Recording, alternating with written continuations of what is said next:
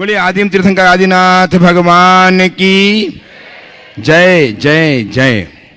वर्तमान शासन नायक भगवान महावीर स्वामी की,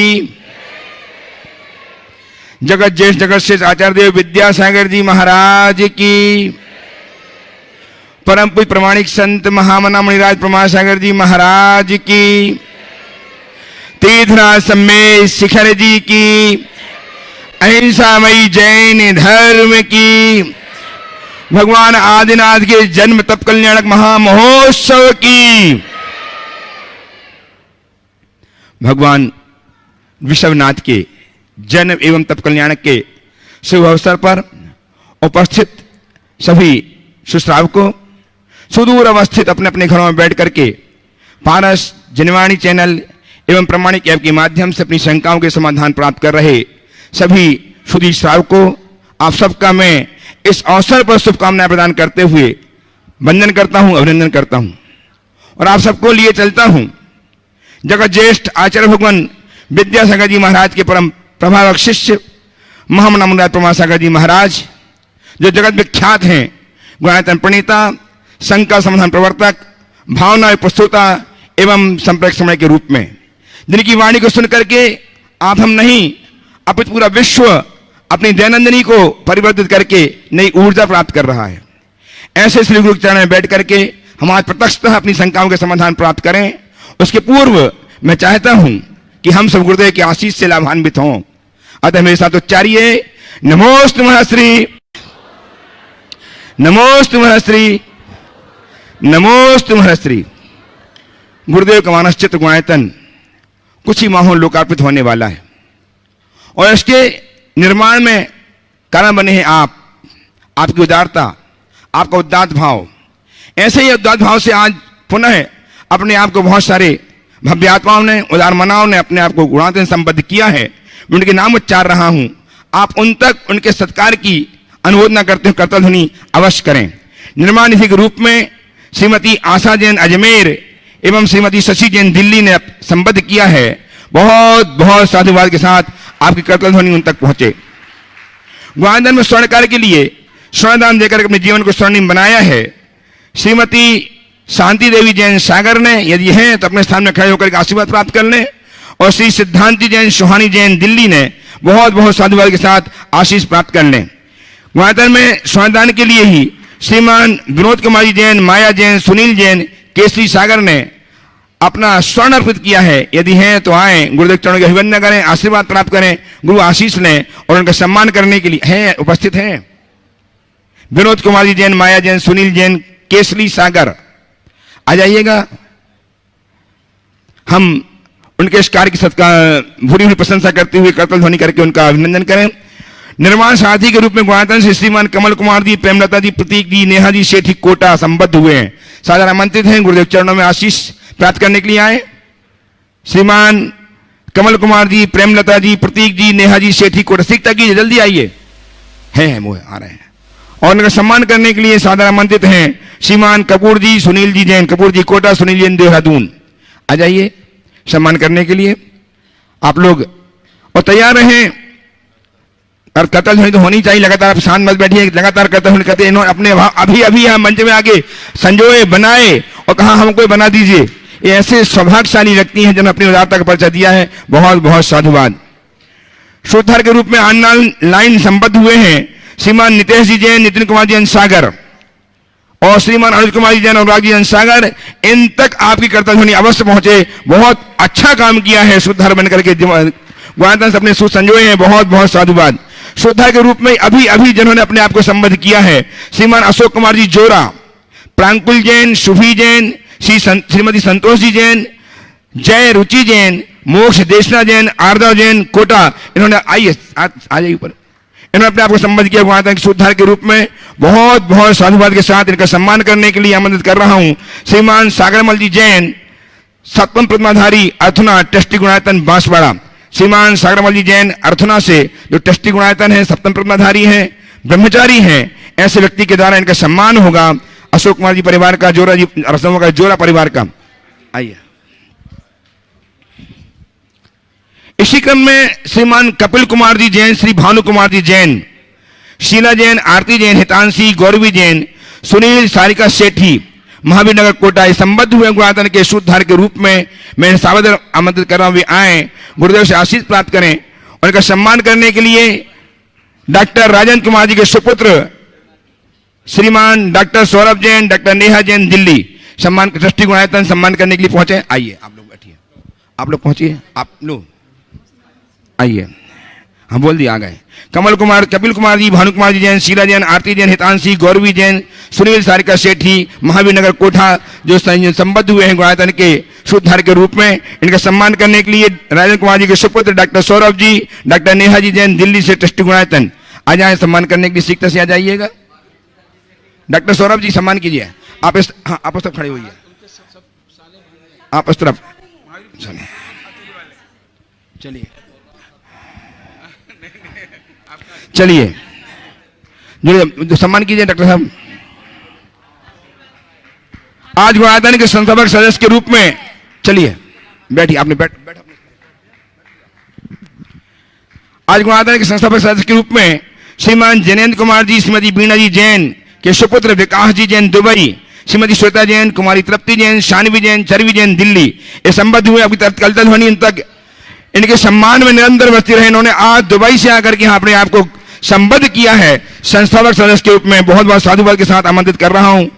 आए, हाँ आइएगा और गुरु आशीष प्राप्त कीजिएगा। इनका सम्मान करने के लिए सादर आमंत्रित हैं गुणायतन के मुख्य प्रशासनिक अधिकारी श्रीमान शैलेंद्र जी जैन दुबई दिल्ली एवं श्रीमान सुभाष जी जैन सीईओ गुणायतन। शीघ्र से आ जाए सम्मान करने के लिए श्रीमान सुभाष जी जैन, श्रीमान शैलेंद्र जी जैन प्रशासनिक अधिकारी, मुख्य प्रशासनिक अधिकारी गुणायतन एवं सीईओ गुणायतन। आइए शीघ्र से आइए, आइए भाई दुबई से विकास जी आइए। आपकी तालियां लगातार बजती रहे। इन्होंने ऐसा सत्कर्म किया, सत्कार किया है जो गुणायतन जैसी निधि को अक्षुण्ण बनाने में कारण बनेगी। आइए उस तरफ जाइए, उस तरफ जाइए। आइए श्रीमान शैलेंद्र जी, सुभाष जी इस तरफ आ जाएं। और हमारे बीच में आज श्रीमान सुनील जी, रेखा जी जैन जिनकी बेटी सुकृति एवं सुहानी गुड़गांव से जो कोऑर्डिनेटर हैं प्रमाणिक समूह की सादर और गुणायतन ट्रस्टी हैं, सादर आमंत्रित कर रहा हूं। गुरुदेव चरणों में आए, आशीष प्राप्त करें। इनका सम्मान करने के लिए पुनः आमंत्रित कर रहा हूं गुणायतन के सीईओ श्रीमान सुभाष जी एवं शैलेंद्र जी को तैयार रहेंगे सम्मान करने के लिए। आइए।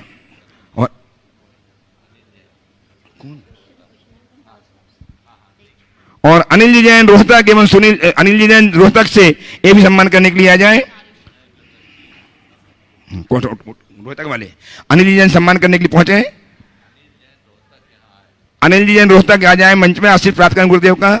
अनिल जी जैन रोहतक ट्रस्टी गुणायतन सम्मान करना है, सम्मान करने के लिए आप बोलिए, बुलाइए, बैठो ना, बुलाइए, आप बैठो वहां बैठो। बीणा जी आ रहे हैं, अनिल रोहतक नहीं आ रहे। चलिए, और अब मैं अनिल जैन रोहतक यदि हों तो गुरु चरणों में आ जाए आशीष प्राप्त करने के लिए।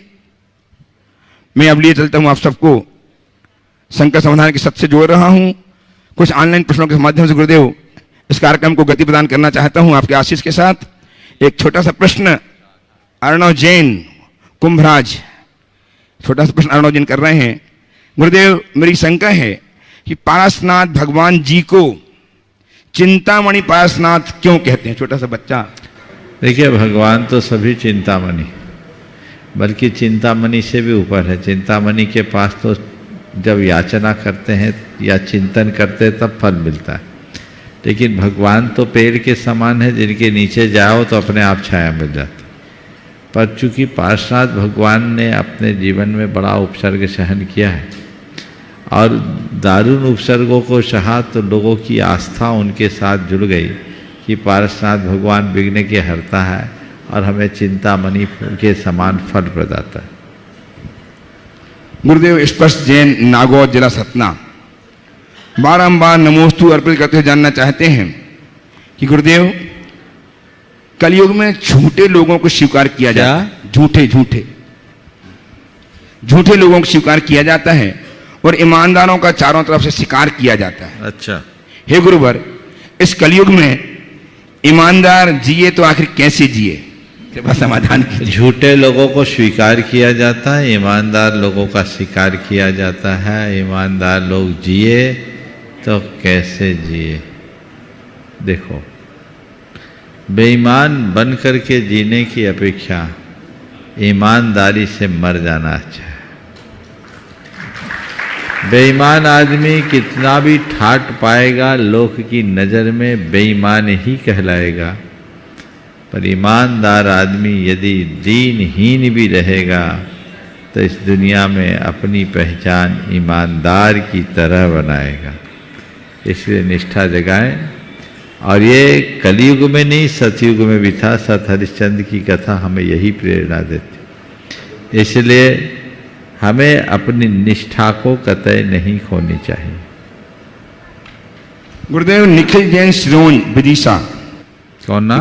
निखिल जैन श्रोन विदिशा से आपके चरणों में नमोस्तु अर्पित कर जानना चाहते हैं कि गुरुदेव, अभिषेक के समय धोती पंचे पहन करके शंख बजाया जा सकता है क्या? और शंख बजाने के बाद अभिषेक कर सकते हैं क्या? देखिए, कुछ परंपराओं में शंख का चलन है। हमारे मंदिरों में शंख का चलन नहीं है। इसलिए नई नई परंपराएं न चलाना ही ज़्यादा अच्छा। एक अनिकेत नाम के दमोह से एक छोटे से युवक ने महाश्री अपनी व्यथा व्यक्त की है। नमोस्तु करते जानना चाहता है कि मुझे पढ़ाई के लिए बाहर जाना पड़ रहा है, पर मैं कभी घर से दूर रहा नहीं हूं, तो मुझे घर की याद आती है। आकुल व्याकुल परिणाम होते हैं। कभी कभी लगता है कि सब कुछ छोड़ करके वापस लौट जाऊं। क्या करूं, कुछ समझ में नहीं आता। कृपया समाधान दीजिए, आप ही शरण हैं। अपने मन को बदलो। ये होता है शुरुआत में, पर हमेशा एक बात सोचो कि मुझे मेरा लक्ष्य पाना है, और जो मेरा लक्ष्य है वो मुझे पाना है, पाकर ही रहना है। और कुछ पाने के लिए कुछ खोना पड़ता है, तो अपने मन को मोड़ना पड़ेगा, नहीं तो घर की याद तुम्हें घर में ही घुसा के रख देगी। आगे बढ़ना है तो हमें इन सब दुर्बलताओं को जीतना होगा। अपने संकल्प से और अपने लक्ष्य के प्रति समर्पण से ऐसी दुर्बलताओं को दूर किया जा सकता है। गुरुदेव बाहुली चौगले पुणे महाराष्ट्र से आपके चरणों में नमोस्तु अर्पित कर जानना चाहते हैं। वे कहते हैं, गुरुदेव, देव दर्शन, पूजा अर्चा, धर्म ध्यान, दान, यह सब क्रियाएं पुण्य के कारण हैं। इससे इंसान पर्याप्त सुखी बन सकता है। यह सुख पर्याप्त है तो मोक्ष के लिए हलाकान क्यों? यह सुख पर्याप्त नहीं है। ये एक प्रकार का अटकाव है, जो न समझो तो भटकाव का भी कारण बन सकता है। ये पुण्य है। पुण्य तुम्हें संतुष्टि नहीं देता, सहूलियतें देता है। मोक्ष सुख पूर्ण संतुष्टि के लिए। इसलिए इनमें अटकने की अपेक्षा इनसे आगे बढ़ना चाहिए। अरहंत परमात्मा भी, जिन्हें पुण्य फला अरहंता कहा, वे अपने समोसरण की विभूति का भी परित्याग करते हैं। पुण्य का सुख भोगने में पाप भी होता है। इसलिए मोक्ष को पाना चाहते हो तो पुण्यार्जन हो, पर पुण्य का सुख भोगो मत, पुण्य का सुख त्यागो। क्योंकि जो जो पुण्य सुख को भोगोगे त्यों त्यों पाप अर्जित होगा, और वह पाप आकुलता और संताप उत्पन्न करेगा, भव भव में दुर्गति का कारण बनेगा। इसलिए हमें भोगना नहीं है, त्यागना है। प्रत्यक्ष उपस्थित हूँ डॉक्टर सौरभ जैन, डॉक्टर नेहा जैन, राजन जैन, निवासी सागर, प्रवासी दिल्ली।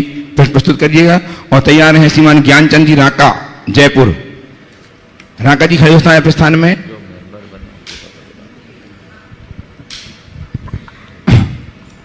ज्ञानचंद राका नहीं है। गुवाहाटी से दीपिका हर्ष पहाड़िया, दीपिका जी हर्षी पहाड़िया, गुवाहाटी। हसमुख भाई शाह, सूरत तैयार रहेंगे।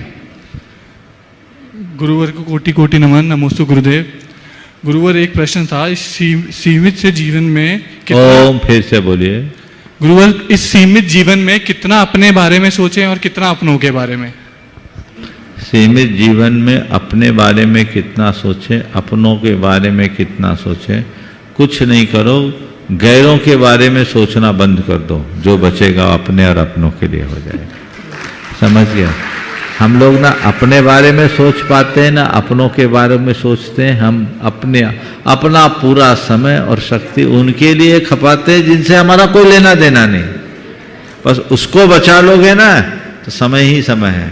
24 घंटे जो सोशल मीडिया में आप लोग एक्टिव रहते हो, जो आप इलेक्ट्रॉनिक मीडिया में एक्टिव रहते हो, उसमें क्या होता है? ना अपना होता है ना अपनों का कुछ होता है, केवल नकारात्मकता भरती है। इससे अपना समय निकालो, बचाओ, जीवन आगे बढ़े। आइए श्रीमान हसूफ भाई शाह सूरत से अपने साथियों के साथ और तैयार हैं अशोक जी जैन जोरा कोटा। मैं हसूफ भाई सूरत और मंसूर परिवार की ओर से आपको त्रिबार नमोस्तु नमोस्तु नमोस्तु गुरुवर।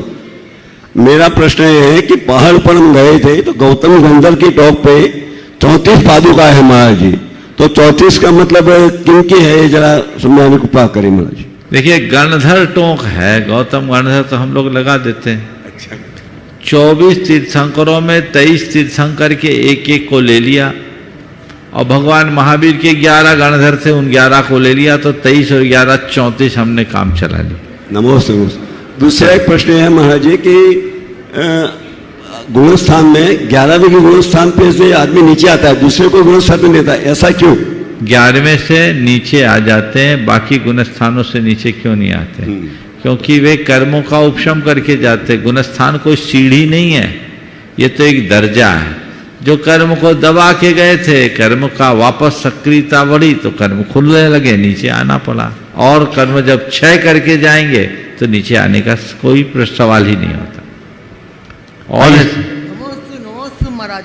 महाराज जी जब शरीर में स्वस्थ नहीं होता है, पीड़ा होती है, उस समय प्रतिक्रम में मन नहीं लगता, तो हमें क्या करना चाहिए? उस समय भेद विज्ञान का चिंतन करना चाहिए और अपने मन को लगाने का अभ्यास करना चाहिए, बस। छोटा सा प्रश्न है महाराज जी। हाँ। महाराज जी के चरणों में नमोस्तु नमोस्तु नमोस्तु। महाराज जी कई लोग ऐसे जो दिन भर स्वाध्याय करते हैं, संयम में भी रहते हैं, फिर भी उनकी समाधि बिगड़ जाती है, तो भय रहता है अपने को भी कि अपनी समाधि कैसे सुधरेगी। तो इसलिए जब स्वाध्याय संयम में रहने वालों का बिगड़ जाता है तो फिर हमारा क्या होगा? पढ़ाई करने वाले फेल हो जाते तो स्कूल से बंक मारने वालों का क्या होगा? सीख लो, मन लगा के पढ़ो। सब फेल थोड़ी होते हैं, पास वही होता है जो पढ़ता है। समाधि उनकी ही होती है जो अच्छा अभ्यास करता है। समझ गए? इसलिए हताश मत हो, प्रेरित हो। इनसे प्रेरणा पाओ कि देखो इतना सब कुछ करने के बाद भी इनका ये हाल, तो मैं अगर इधर उधर करूंगा तो काम गड़बड़ होगा। इसलिए मुझे उत्तम से उत्तम भावना भानी है और उत्तमोत्तम पुरुषार्थ करना है। नमोस्तु महाराज जी। चलिए आइए श्रीमान अशोक जी जैन जोरा कोटा से तैयार हैं डॉक्टर हीरालाल जैन अंकुर कॉलोनी सागर। गुरुदेव के चरणों में कोट कोट नमन। नमोस्तु महाराज, नमोस्तु महाराज, नमोस्तु महाराज। एक छोटी सी शंका है महाराज जी, मोक्ष एक भौगोलिक स्थिति है अथवा मन की निष्प्रह स्थिति है? मोक्ष भौगोलिक स्थिति है या मन की निष्प्रह स्थिति? न मन की निष्प्रह स्थिति है न कोई भौगोलिक स्थिति है, चेतना की परिपूर्ण अवस्था है। तो समझ गए? चेतना की परिपूर्ण अवस्था। हाँ, सिद्धि सात्वोपलब्धि, आत्मा की उपलब्धि ही मुक्ति है। आत्मा के गुणों का परिपूर्ण विकास ही मोक्ष है। समझिए? तो स्थूल तो है ही नहीं है डॉक्टर स्थूल बिल्कुल नहीं है, स्थूल नहीं है ना। गुणात्मक विकास। अभी हमारी गुण अविकसित है, जिनके गुण पूरी तरह विकसित हो जाते हैं मोक्ष है। नमोस्तु महाराज जी, नमोस्तु महाराज। डॉक्टर हीरालाल जैन अंकुर कॉलोनी सागर और तैयार रहे श्रीमान विकास जी, श्रीमती वीणा जी, जिनेन्द्र कुमार जी, विकास जी जैन, श्वेता जी जैन दुबई। हे गुरुवर नमोस्तु नमोस्तु नमोस्तु। हे गुरुवर, मैं डॉक्टर हीरालाल जैन अंकुर कॉलोनी सागर आयुर्वेद चिकित्सक हूँ। मैंने चिकित्सा क्षेत्र में अपना प्रैक्टिस बंद करके वर्तमान में केवल वृत्तियों की शुद्ध चिकित्सा उपयोग कर रहा हूँ और बिना किसी चार्ज के निःशुल्क कर रहा हूँ। हे प्रभु, प्रतिमा ग्रहण करने के बाद में पंचकर्मा के विधान में इंद्राणी बन सकते हैं क्या? हे गुरुवर मेरी शंका का समाधान करें। गुरुवर नमोस्तु नमोस्तु। कुछ लोग कहते हैं कि प्रतिमा ग्रहण किया तो इंद्राणी मत बनो,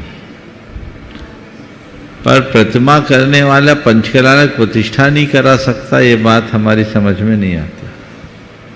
अब अलग अलग लोगों का अपना मंतव्य है, जिनके सानिध्य में आयोजन हो उनके अभिप्राय को देखकर काम करो। नमस्ते गुरुवर नमस्ते नमस्ते।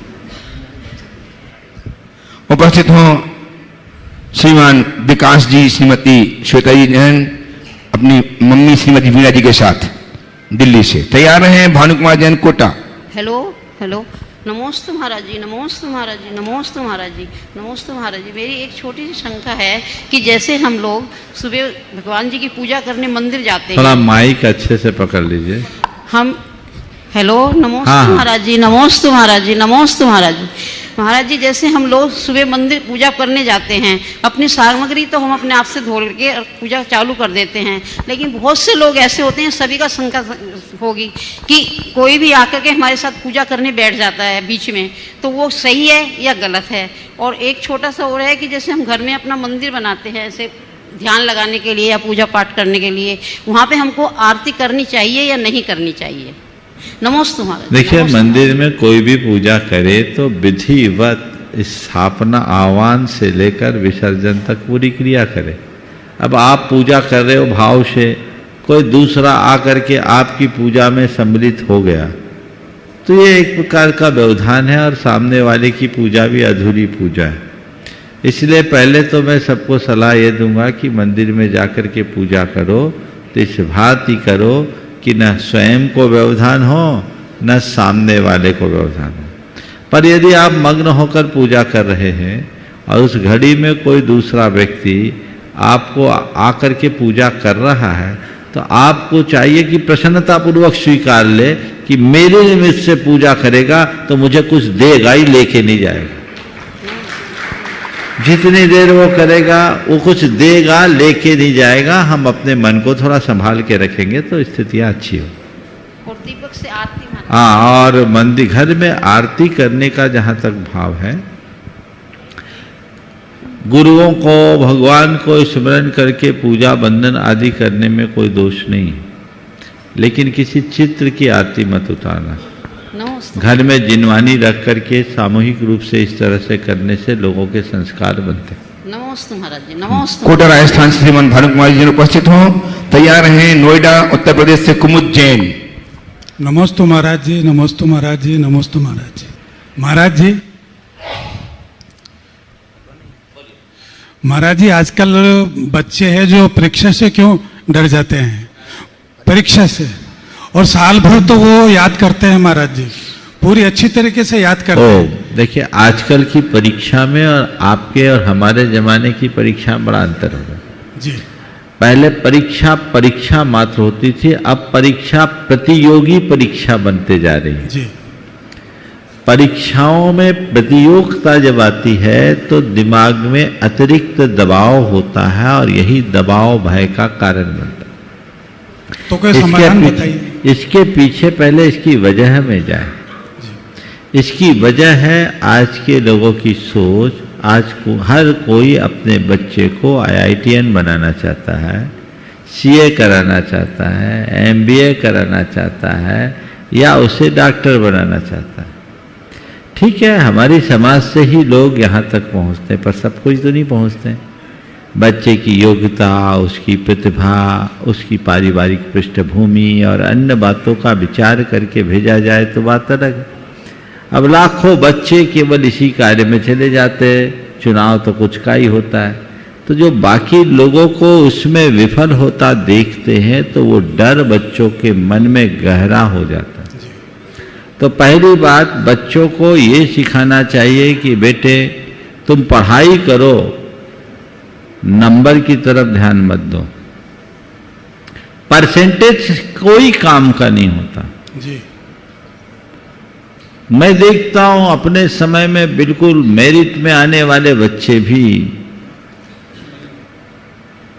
आज सामान्य स्थिति में है और एवरेज बच्चे भी बहुत अच्छा काम कर रहे हैं। क्योंकि जब हमारा ध्येय केवल परसेंटेज पर केंद्रित हो जाता है तो वह किसी प्रतियोगी परीक्षा में हमें भले सफल बना दे, लेकिन जीवन व्यवहार में ऐसे लोग प्रायः पिछड़ जाते हैं। माँ बाप को चाहिए कि बच्चों को कहे कि तुम मन लगा करके पढ़ो, नंबर पर ध्यान मत दो, तुम अपने भीतर विषय को अंकित करो, अंकों को क्यों देखते हो। पर बहुत कम माँ बाप हैं जो आजकल बच्चों को ऐसा कहते, बचपन से ही बच्चों को परसेंटेज 95+ आना चाहिए। है? एक दिन एक पिता अपने बच्चे के रिजल्ट को देखकर बहुत जोर जोर गुस्सा कर रहा था, और ये कोई रिजल्ट है, पूरा साल खराब कर दिया।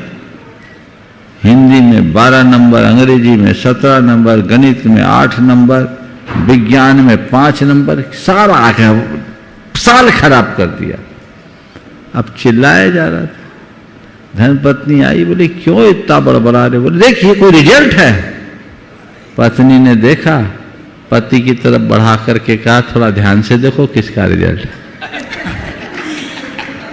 पता लगा उसी का मार्कशीट था पुराना। हम खुद क्या हैं और बच्चों से कितनी अपेक्षा रख रहे हैं। जरूरत से ज्यादा अपेक्षाएं भी अतिरिक्त दबाव का कारण बनती है। समझ गए? उसको आगे पढ़ाना चाहिए, बढ़ाना चाहिए। मैं ये नहीं कहता हूं कि बच्चों को पढ़ने के लिए प्रेरित न करें, पढ़ने के लिए प्रेरित करें, मन लगा के पढ़ने के लिए प्रेरित करें, पर नंबर के लिए उनका लक्ष्य नहीं होना चाहिए। रिजल्ट खुला, टॉपर ने 99.9% लाया और एक था वो 33% मार्क्स लाया।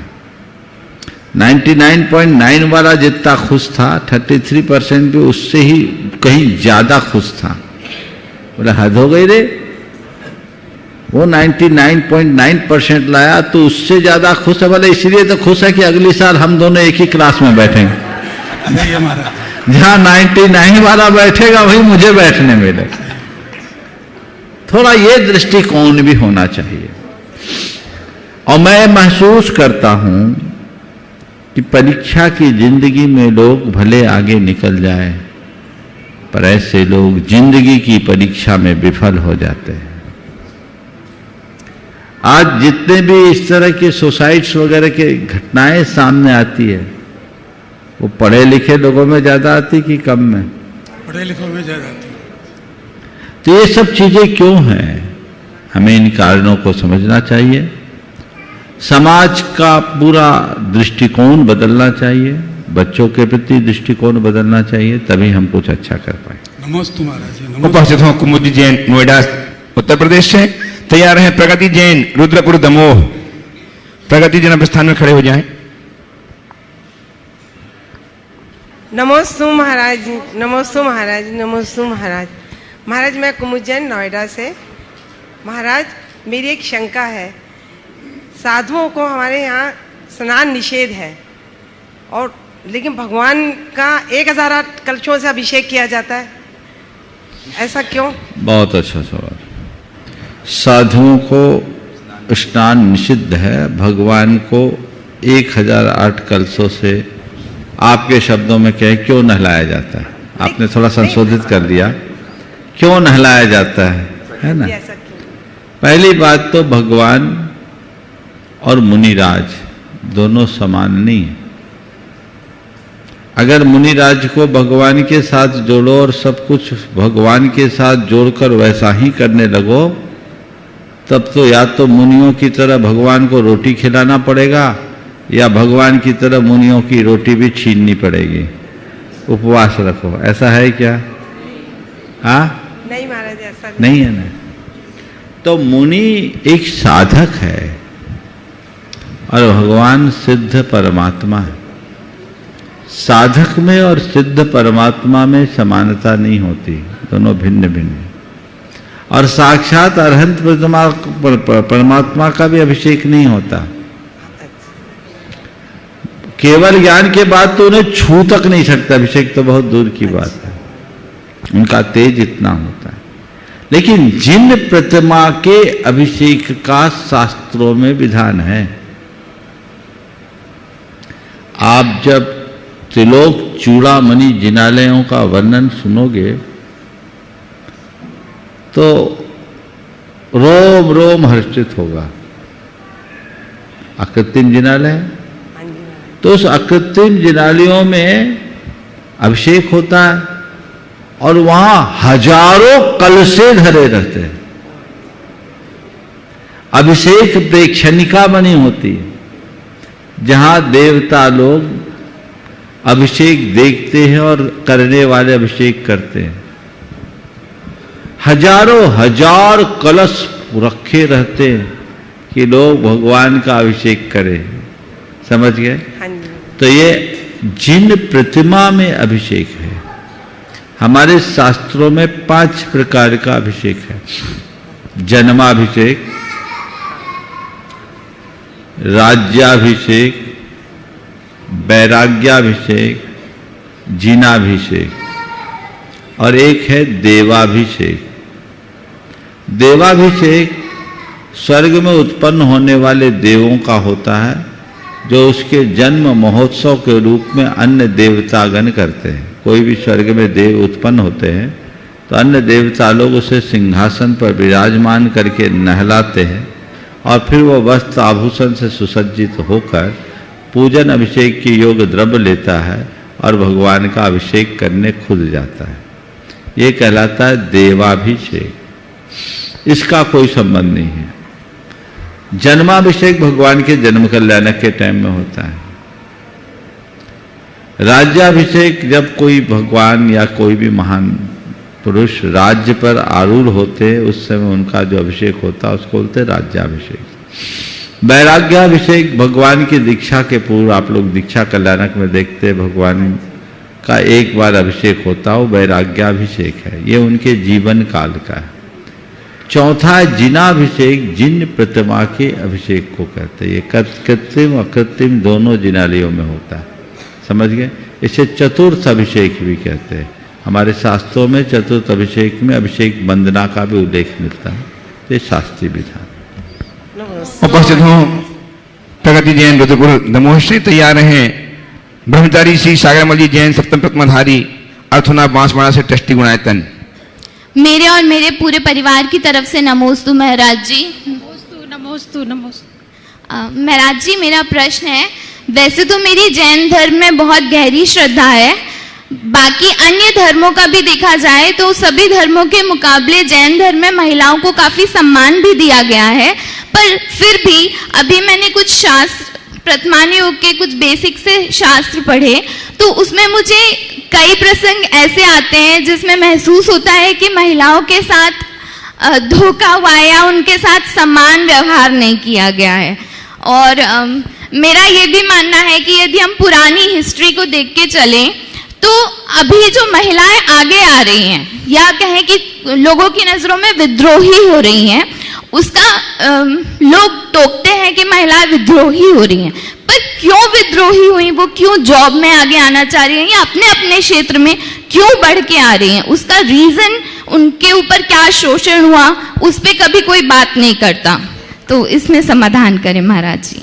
देखिए, आपसे पहले तो मैं ये कहूँगा कि आपने पुराणों के अंश को पढ़ा होगा, वहाँ महिलाओं के विषय में कुछ लिखा होगा, माँ के विषय में, बहन के विषय में, बेटी के विषय में कुछ लिखा क्या?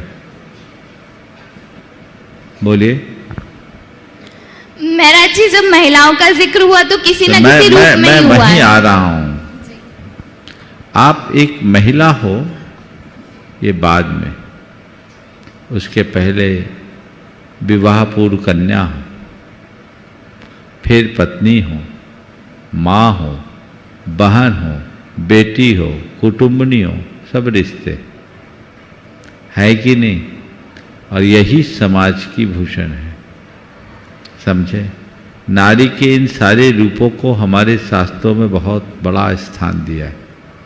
अगर शास्त्रों में कहीं नारी की आलोचना की है तो इसलिए कि ताकि किसी नर के मन में नारी को एक भोग विलास की वस्तु की तरह न दिखे और वह अपने जीवन में संयम और सदाचार का पालन कर सके, इसलिए उसे उससे विमुख होने के लिए कहा गया। समझ गए ना बात को? और उस प्रसंग में अनेक जगह ऐसा आपको देखने को मिलेगा कि नारी की एक प्रकार से बुराइयां लिखी, बहुत सारी बुराइयां लिखी, तो नारी की लिखी है। बात समझिए, इस चीज को समझिए थोड़ा गहराई से। और फिर क्यों रखी? क्योंकि तुम भोग विलास से अपने आप को थोड़ा दूर रखो। संबोधन नर को दिया जा रहा है, समझ गए? और ये नारी के लिए, नर के लिए नारी है, इसे उपलक्षण समझना। नारी के लिए नर है।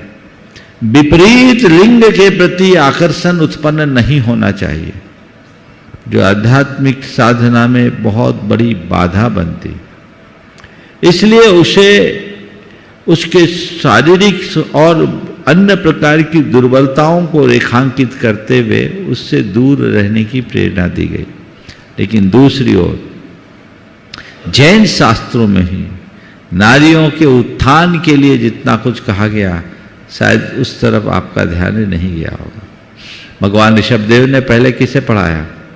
ब्राह्मी और सुंदरी को। देखा जी। हमारे शास्त्रों में जय कुमार और सुलोचना की कथा आती है, आती कि नहीं आती? मैना सुंदरी की कथा आती कि नहीं आती? अंजना सती की कथा आती कि नहीं आती? सीता की कथा आती कि नहीं आती? सोमा की कथा आती कि नहीं आती है? चंदन बाला की कथा आती है कि नहीं आती है? आपने पढ़ा है इन सबके कथानकों को? जी महाराज जी। क्या वो एक आदर्श नहीं है हमारे पास? महाराज जी मैं एक और सवाल करूंगी। नहीं, पहले इसका तो पूरा कर दो। जी, आप इसी से एक नहीं दो कर सकते हो, और आपके पति के लिए भी अवसर दूंगा, है ना?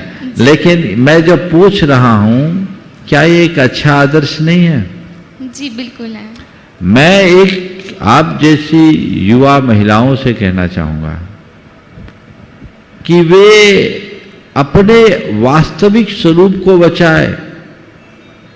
प्रगतिशीलता अच्छी बात है, पर प्रगतिशीलता के इस अंधानुकरण में, इस अंधी दौड़ में उसकी मौलिकता खंडित ना हो।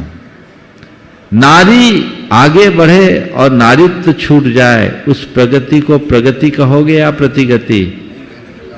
बोलिए आप। प्रतिगति। समाज किधर जा रही है? जी। नारीत्व बचाए, यह है यथार्थ प्रगतिशीलता।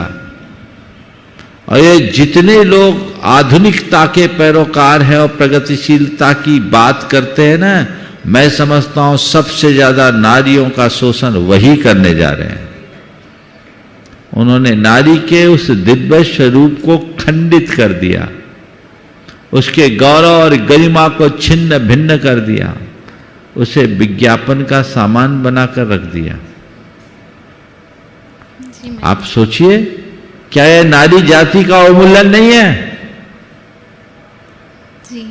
फिर बोलिए, शास्त्रों में लिखा वो गलत है कि आज के लोगों की समझ गलत है? किसे बोलोगे आप?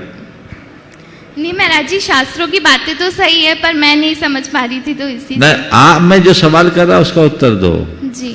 ये समझ गलत है या शास्त्र की बात गलत है? समझ गलत है। तो हमें अपनी समझ को ठीक करने की जरूरत है। हम समझ जाएंगे तो सब समझ जाएंगे। समझ गए? अब आप दूसरा सवाल भी कर सकती हैं, और आपके श्रीमान अगर पूछना चाहे तो वो भी कर सकते हैं। जी महाराज जी, बस मैं यही बोलूंगी कि आपने बोला कि नारी की अपनी कोई मौलिक उसका एटीट्यूड है, तो क्या सारा पूरा परंपराओं का भार नारी के ही ऊपर है? कहीं पे भी नर के ऊपर नहीं आता कि उनके ऊपर भी परंपराओं का कोई भार है? क्यों नहीं? शास्त्रों को थोड़ा ठीक से पढ़िएगा तो नारी के साथ जितना लिखा गया उससे कई गुना नरों के लिए लिखा गया है ना। वो सब चीजें हैं, अब थोड़ा पढ़ेंगे तो मालूम पड़ेगा। और नर को सुधारने के लिए तो सारा शास्त्र लिखा है कि तुम सुधरो, कल्याण करो, आगे बढ़ो। तो वो जो बिगड़ा उसी को सुधारा जाता है, और वो और ना बिगड़े इसलिए उसको बचाने के लिए कुछ प्रेरणा भी दी जाती है। मैं ये नहीं कहता कि नारी को कमतर आंकना चाहिए। समाज में जितना नर का स्थान है, नारी का उससे कमतर नहीं, बल्कि किसी ने तो बहुत अच्छी बात की, नर से नारी है ज्यादा सुख मान की अधिकारी। नारी नर से ज्यादा मान की अधिकारी, क्योंकि एक नहीं दो दो मात्रा है भारी। नर में 2 मात्रा है, नारी में 4 मात्रा है। तो वो कह रहे एक नहीं 2 मात्रा है भारी। तो ये अपना दृष्टिकोण है। मैं तो ये कहता हूं ये होड़ी नहीं होनी चाहिए। नर को नर रहना चाहिए और नारी को नारी रहना चाहिए। नर के बिना नारी अधूरी, तो नारी के बिना नर अधूरा। समझ गए? अगर इसलिए दोनों को ध्यान में रखे तो सारा काम अपने आप बन सकता है। आइए श्रीमान सागर जी, वो पूछेंगे। नाम बोल दो अपना। हाँ, मेरा नाम विवेक सिंह है। हाँ। मेरा प्रश्न कुछ अलग तरीके का है। हाँ, पूछ लो। मेरा प्रश्न ये है महाराज जी कि जैसे हम देखते हैं कि आजकल पूरे भारतवर्ष में अनेकों बड़े बड़े मंदिर बनाए जा रहे हैं, जिनालय बनाए जा रहे हैं, जहाँ पर अनेकों प्रतिमाएं रखी जा रही हैं, जहाँ पे लिमिटेड नहीं बहुत ज़्यादा प्रतिमाएं रखी जा रही हैं। तो जैसे कि आज के समय हम देख रहे हैं कि जैन धर्म के लोग कम होते जा रहे हैं। दर्शन मंदिरों में देखा जाए, परसेंटेज वाइज देखा जाए, ट्रेंड देखा जाए तो वो कम होता जा रहा है। कभी कभार नया जिनालय बनता है तो लोग जाते हैं और पूरे सभी जिन प्रतिमाओं के दर्शन अच्छे से कर पाते हैं, पर कुछ समय बाद वो दर्शन कम हो जाते हैं और प्रतिमाएं ज़्यादा होती हैं। तो कुछ लोग ऐसा एक ऐसा भी लोग सोचते हैं कम प्रतिमा हो पर मंदिर नया बनता जाए, जैसे जीर्णोद्धार की जगह हम नए मंदिर बनाते हैं, वो सही मतलब लोग सोचते हैं। पर प्रतिमाएं इतनी ज़्यादा हो जाती हैं कि सब प्रतिमाओं को दर्शन कर पाना, उनका प्रक्षाल हो पाना प्रतिदिन, तो वो उसमें हमें क्या करना चाहिए, वो समझना चाह रहा था। देखिए, हम लोग जो मंदिर में प्रतिमाएं विराजमान करते हैं वो केवल अपने दर्शन पूजन वंदन के लिए नहीं करते। मंदिर का निर्माण और भगवान को विराजमान करने का बड़ा व्यापक उद्देश्य होता है। जहां हम उसे अपनी पूजा आराधना का केंद्र बनाते हैं, वहीं उसे हम अपनी संस्कृति के संरक्षण का आधार भी बनाते हैं। आज मंदिर होंगे, उसमें मूर्तियां होगी, तो युग युगांतरों तक वो हमारे इतिहास की गौरव गाथा को गाएंगे। एक मंदिर बनाया, एक प्रतिमा हमने रखी, कल काल के प्रभाव से वो ध्वस्त हो गई, तो हमारा अस्तित्व वहीं से मर जाएगा। लेकिन कोई बड़ा विशाल मंदिर है जिसमें हजारों प्रतिमाएं हैं, तो वहां का जो इतिहास लिखा जाएगा, उसके आधार पर जो इतिहास लिखा जाएगा, वो इस बात का प्रमाण बनेगा ये उस युग का मंदिर है जब हजारों लोग मंदिर बनाने को आगे होते थे। ये दृष्टिकोण हम क्यों नहीं रख सकते? और कभी हमने अतीत में देखा है बहुतों ने हमारे मंदिर तोड़े, मंदिर तोड़े पर हमारी आस्था को नहीं तोड़ पाए, हमारी श्रद्धा को नहीं तोड़ पाए। मंदिर तोड़ने वाले अपने मनोरथ को पूरा कर लिए, लेकिन वो हमारी आस्था नहीं तोड़ पाए। वो एक मंदिर तोड़े, हमने 100 मंदिर बनाए। और आज का युग तो बहुत अच्छा युग है। एक युग था जब मंदिर तोड़े जाते थे। हम भाग्यशाली लोगों में हैं जब मंदिर बनाने वाले युग में जन्म लिए। तो इतने मूर्तियां रख दो कि तोड़ने वाले आए तो वो भी थक जाए। कभी कोई आए, कितने तोड़ेंगे? हजारों हजार को। तुम तोड़ते तोड़ते थक जाओगे, पर हम बनाने में कभी नहीं थकेंगे। ये संदेश है उसके पीछे। क्या ये दृष्टिकोण सही है? सही है। जोर से बजा दो तालियां। तालियां। आइए श्रीमान ब्रह्मचारी सप्तम तंधारी सागरमल जी जैन अर्थना ट्रस्टी गुणायतन तैयार हैं। श्रीमान सुनील जी रेखा जी जैन बिटिया सुकृति सोहानी जैन के साथ, जो कोऑर्डिनेटर हैं प्रमाणिक ऐप के गुड़गांव से। गुरुदेव के चरणों में कोटिशन नमोस्तु नमोस्तु नमोस्तु। गुरुदेव, वर्तमान में देखने में आता है जैन कुल में जन्म लेने के पश्चात भी स्वाध्याय के प्रति रुचि नहीं के बराबर है। न स्वाध्याय सुनने में रुचि है, न स्वाध्याय करने में रुचि है। इसी का परिणाम देखते हैं। छोटी मोटी समस्या आने पर, प्रतिकूल परिस्थिति आने पर व्यक्ति एकदम घबरा जाता है। जबकि हम देखते हैं प्राचीन समय में हमारे पूर्वज कम पढ़े लिखे थे, इन 2 टाइम स्वाध्याय सुबह शाम बराबर करते थे। तो गुरुजी कैसे स्वाध्याय में रुचि हमारी बढ़े, इस पर मार्ग नमस्ते। देखिए बात सही है, आजकल स्वाध्याय की बात आप कर रहे हैं। मैं तो ये देखता हूँ लोगों को पढ़ने की रुचि कम हो गई। अब तो टेक्स्ट की किताबें भी कम पढ़ते हैं। अब एक बार किसी ने बताया महाराज अब तो मैगजीन्स भी कम बिकने लगी, पढ़ने का चलन बदल गया। समय काल के अनुसार ये सारा परिवर्तन होता है। अब सब चीज़ें डिजिटलाइज हो गई और अब ज़्यादातर समय लोगों का उसके गैजेट्स में चला जाता है। अब समय ही नहीं बचता और फिर रुचि भी बदल गई। तो ऐसे समय में लोगों की रुचि जगानी चाहिए। हम लोग बलपूर्वक किसी को स्वाध्याय से नहीं जोड़ सकते। हमें बहुत आज के हिसाब से टेक्निकल तरीके से अगर स्वाध्याय कराने की शुरुआत की तो लोगों में बड़ा आकर्षण होगा। आपने जैसे कहा कि लोग आजकल स्वाध्याय से दूर भागते हैं, तो मैं देख रहा हूँ कि एक बड़ा वर्ग है जो स्वाध्याय के प्रति आकर्षित भी हो रहा है और टेक्नोलॉजी के साथ स्वाध्याय कर रहा है। अब ये बहन खड़ी हैं, सुकृति हैं, सुहानी हैं, थोड़ा दिखा दो। ये लोग प्रामाणिक समूह की कोऑर्डिनेटर हैं और सब मल्टीनेशनल कंपनीज में अपना काम कर रहे हैं। ऐसे 1-2 नहीं, सैकड़ों युवक युवतियां अपना काम कर रहे हैं। आज ये लोग स्वाध्याय कर रहे हैं कि नहीं कर रहे हैं? पूरे दिन इनका स्वाध्याय में जा रहा है, रुचि जग गई। लेकिन वो पारंपरिक स्वाध्याय नहीं है। तत्व ज्ञान को आधार लेकर टेक्नोलॉजी के साथ हम जब चीज़ों को साइकोलॉजिकली और लॉजिकली प्रस्तुत करते हैं तो वो बहुत ज़्यादा प्रभावी होता है। उससे न केवल लोगों की अभिरुचि बढ़ती है, अभी तो वो बहुत ग्राह्य भी हो जाता है और उससे लोग आगे बढ़ सकते हैं। तो हम स्वाध्याय के लिए प्रेरित करें, नए तरीके से करें। और एक दूसरी बात कहता हूँ, ये प्रवचन, शंका समाधान, ये भी तो स्वाध्याय है कि नहीं? तो इसको स्वाध्याय मान करके सुनो, जीवन का कल्याण होगा। जिनवानी की 2 बातें हृदय में बैठ गई, जीवन तर जाएगा। मैंने हजारों लोगों को देखा है जो आके कहते हैं, प्रतिदिन मेरे पास आते हैं, महाराज मेरा जीवन आमूल चूल बदल गया, बदल गया, बदल गया। सुनने से बदला। तो ये भी तो काम है। किताबों को रटने मात्र का नाम स्वाध्याय नहीं है, जीवन को गढ़ने का नाम स्वाध्याय है। जीवन को गढ़े, जीवन में बदलाव। आइए गोदान ट्रस्टी श्रीमान सुनील जी रेखा जी जैन, बिटिया सुकृति और सुहानी के साथ जो कोऑर्डिनेटर प्रामाणिक ऐप हैं गुड़गांव से तैयार हैं। प्रति बहन विजय लक्ष्मी जी जैन नेवावर। नमोस्तु गुरुदेव, नमोस्तु गुरुदेव। दोनों परिवारों की तरफ से नमोस्तु नमोस्तु नमोस्तु। मल्लीनाथ भगवान मंदिर गुड़गांव व सरोजनी नगर मंदिर की ओर से भी नमोस्तु। महाराज श्री, क्या परिणामों में स्थिरता, शुद्ध बहुशुद्ध ज्ञान आवश्यक है उसके लिए, कि भावना योग से भी हम अपने परिणामों में स्थिरता?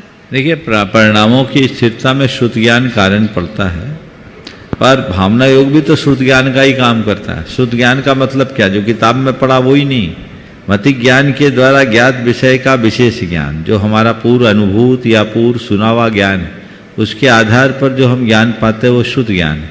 तो भावना योग की ये जो परिणति है, जो हम अपने सबकॉन्शियस माइंड में चीज़ों को डालते हैं, हमें स्थिरता रखनी है, हमें स्थिरता रखनी है, हमें क्षमता रखनी है, हमें सहज रहना है, तो ये चीज़ें बार बार हम दोहराते हैं तो उसका हमारे मन में संस्कार आता है। और जब कभी भी इस तरह की बातें आती है, अंदर से आवाज़ आती है, मुझे स्थिरता रखनी, शुद्ध ज्ञान ही तो है। इसलिए बिल्कुल सही बात। महर्षि, हम तीनों भावना योग 4 साल से कर रहे हैं और उससे बहुत फर्क पड़ा। इन दोनों को कॉर्पोरेट वर्ल्ड में वर्क करने में बहुत इसका सहयोग मिलता है। बहुत सुंदर। मैं चाहूँगा ये लोग खुद अपना एक्सपीरियंस बोले, सवाल करना चाहे तो सवाल भी कर लें। सुहानी, हाँ दीजिए। नमोस्तु नमोस्तु नमोस्तु महाराज श्री। भावना योग से मुझे जो सबसे ज़्यादा फ़र्क पड़ा है कि एक टेम्परामेंट कंट्रोल में आ जाता है। जैसे आपको दूसरे का क्या भाव है वो फ़ोन पे भी समझ में आ जाता है, जो अदरवाइज़ हमें विजुअली जैसे इतना कम हो गया था डिजिटली। और दूसरा, क्रिएटिविटी बहुत ज़्यादा बढ़ी। और मुझे हर्पीस की प्रॉब्लम थी, तो वो काफ़ी उस पर कंट्रोल आया बिना कोई मेडिसिन के, तो उसके लिए बहुत सुंदर।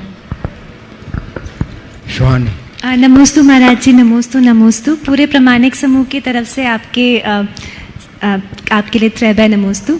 महाराज जी, स्वाध्याय की अभी बात हुई थी तो उस पर बस एक बात कहनी थी कि आज प्रमाणिक पाठशाला पूरे भारतवर्ष और NRI सब जगह चल रही है और उसमें अगर आप देखो तो 3,000 से 6,000 बच्चे जुड़े हुए हैं महाराज जी, और वो इतनी कम उम्र में इतनी सब चीज़ें सीख रहे हैं क्योंकि खेल खेल में इतनी चीज़ें उनको सिखाई जा रही हैं कि वो तत्पर रहते हैं महाराज जी क्लास में आने के लिए, छोटी छोटी एक्टिविटीज़ करने के लिए। और अभी जितनी भी हम लोग कॉम्पिटिशन्स वगैरह कर रहे हैं उसमें उनका मतलब स्वाध्याय बढ़ ही रहा है। और प्रमाणिक समूह के अंदर भी महाराज जी अभी काफ़ी यूथ है, बट उसके बावजूद हम एक दूसरे से काफ़ी प्रेरणा मिलती है और चीज़ें सीखने की और बेटर होने की। तो आपका आशीर्वाद हम पे बना रहे महाराज जी। बहुत सुंदर, एक बार जोरदार करतल ध्वनि से पूरे प्रमाणिक समूह के कार्यकर्ताओं के लिए बहुत अच्छा कार्य। पिछले 5 सालों में प्रमाणिक समूह ने एक बहुत बड़ी क्रांति की है। देश के कई पाठशालाएं भी संबद्ध हुई और जो कहते हैं कि जिस पाठशाला के नाम से बच्चे भागते थे अब भाग करके पाठशाला आने लगे, तो ये बहुत बड़ा परिवर्तन है। मैं सभी लोगों से कहूँगा प्रमाणिक समूह से संपर्क करें, उनकी सेवाओं का लाभ ले और जीवन में व्यापक बदलाव घटित करें। उपस्थित हों सदस्य क्षेत्र नेवावर से प्रति बहन विजय लक्ष्मी जी और तैयार रहें श्रीमान शिखर शिखर कवि सागर से। देवादिदेव भगवान आदिनाथ की जय। वर्तमान शासन नायक भगवान महावीर स्वामी की जय। सबके प्रिय परम पूज्य आचार्य गुरुवर श्री विद्यासागर जी महाराज की जय। और समाधान के सागर श्री प्रमाण सागर जी महाराज के चरणों में नमोस्तु नमोस्तु नमोस्तु। जय हो भगवान। अपने प्रश्न से पहले मैं इन दोनों बहनों को बहुत बहुत साधुवाद देना चाहती हूँ। बड़े लोग समझ जाओ, प्रामाणिक ऐप के माध्यम से महाराज जी के मार्गदर्शन में जितना अच्छा काम हो रहा है, और इसी के साथ साथ मैं मुनि श्री प्रणम सागर जी महाराज का भी उल्लेख करना चाहूँगी।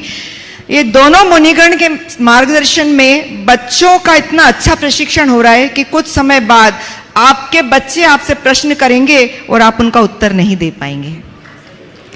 तो जो बच्चों की पाठशाला है वो केवल बच्चों के लिए न रहे, आप भी उनके साथ साथ पढ़िए ताकि आप उनके जवाब देने में सक्षम हो सकें। और अब मेरा प्रश्न महाराज जी से। महर्षि, हमारे शास्त्रों में भिन्न भिन्न विधानों का उल्लेख है और ये कहा गया है कि विधान अपने परिवार के साथ, कुटुंब जन के साथ, समाज जनों के साथ बहुत गाजे बाजे के साथ करना चाहिए।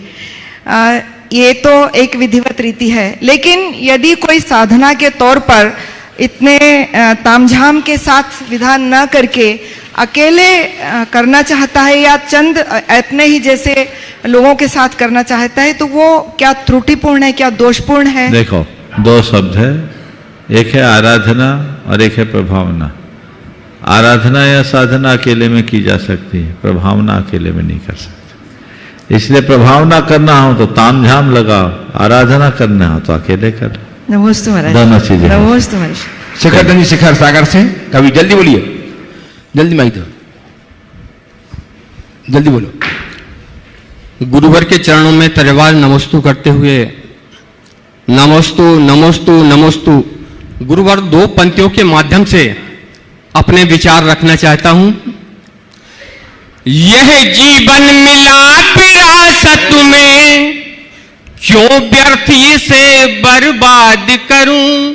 उस संसार साधना है मुझको, क्यों अगले भव की बात करूं। संसार साधना है मुझको, क्यों अगले भव की बात करूं। नमोस्तु महाराज। सवाल है?